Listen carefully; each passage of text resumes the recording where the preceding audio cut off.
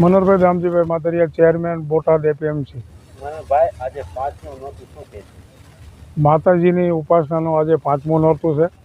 બોટાદ ખાતે ભારતીય જનતા પાર્ટી અને સેવા સેતુ બંનેના ઉપક્રમે નમો નવરાત્રિનું આયોજન જે કરવામાં આવ્યું છે, એમાં સલામત રીતે બહેનો નવરાત્રિનો માતાજીના ગરબા ગાઈ શકે, આનંદ માણી શકે અને ભારતીય જનતા પાર્ટી દ્વારા માનનીય નરેન્દ્રભાઈ મોદીએ જે સ્વદેશી અપનાવવા માટેની જે થીમ રજૂ કરવા માટેની પાર્ટીની સૂચના છે, એ મુજબ અહીંયા ભારતીય જનતા પાર્ટીના કાર્યકર્તાઓ અને પોલીસ વિભાગ બંને મળી અને જે કાંઈ બોટાદની જનતાને સરકારશ્રીની યોજનાઓ અંગે માહિતી આપવા માટેની અહીંયા સ્ટોલ ઊભા કરી અને આ નવરાત્રિ દરમિયાન બધા જ લોકો સ્વદેશી અપનાવે એ માટેનો આગ્રહ કરવામાં આવે છે।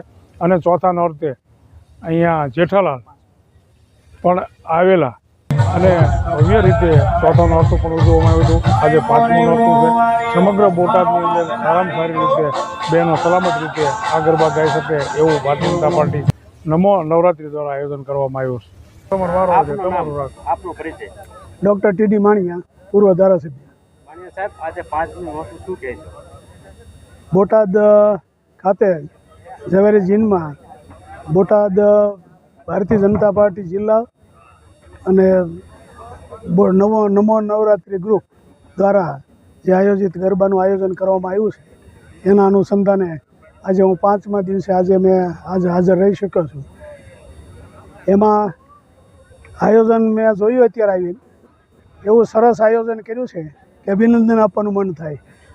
બોટાદ જિલ્લો, બોટાદ જિલ્લાના તમામ બોટાદ મંડળો સહિત બધા અને ભારતીય જનતા પાર્ટીના તમામ કાર્યકર્તાઓ સહિત બહુ મહેનત, જ્યારે જહેમત ઉઠાવી હોય ત્યારે આયોજન શક્ય બને।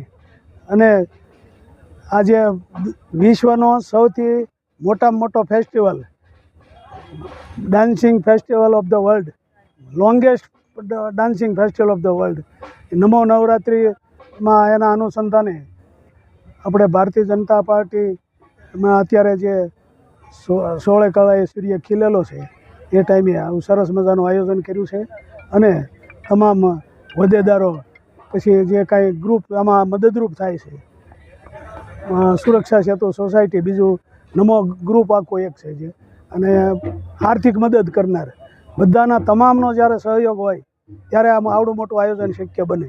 એટલે દરેકને આ જેણે આયોજનમાં સહકાર આપ્યો છે, બોટાદ ભારતીય જનતા પાર્ટી જિલ્લાના તમામ હોદ્દેદારો, બીજી સહકારી સંસ્થાઓ પણ જ્યાં આમાં મદદરૂપ થઈ હોય, તમામ કાર્યકરો, તમામને ખૂબ ખૂબ અભિનંદન પાઠવું છું।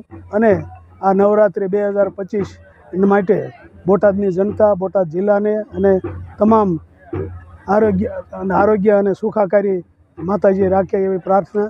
ભારત માતા કી જય।